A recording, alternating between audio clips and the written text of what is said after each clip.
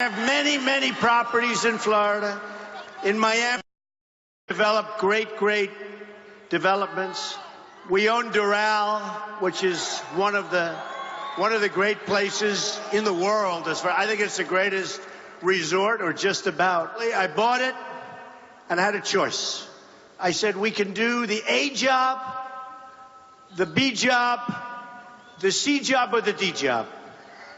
We could even do the F job, and that was leaving it alone. But we blew it up, and we did the A+ job, and we did the right thing.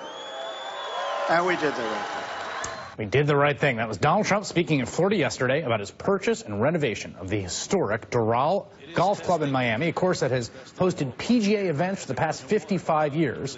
There are a whole slew of people who say Trump didn't do the right thing when it comes to the golf course, especially contractors who say they got stiffed by Trump. According to the Miami Herald on Tuesday, the Trump Golf Club was hit with its 23rd lien by a construction firm who said they are still owed, over $200,000 by Trump's company.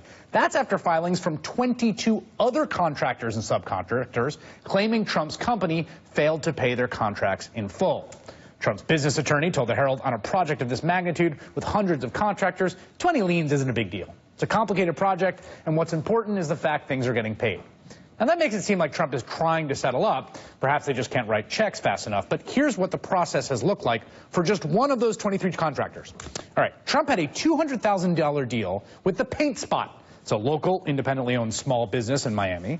After the renovation of Doral, the Paint Spot said it was still waiting for Trump's company to pay the final $34,000 from the paint contract. The owner, Juan Carlos Enriquez, sued and spent more than 2 years in court.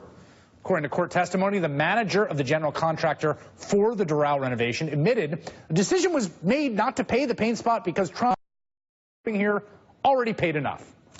Okay, so this past May, Miami-Dade Circuit Judge Jorge Cueto ruled in favor of Enriquez, ordering Trump's company to pay the paint shop, or the Trump Doral golf course would be foreclosed. Judge Cueto even filed the paperwork for a 9 a.m. foreclosure sale of the golf club in June.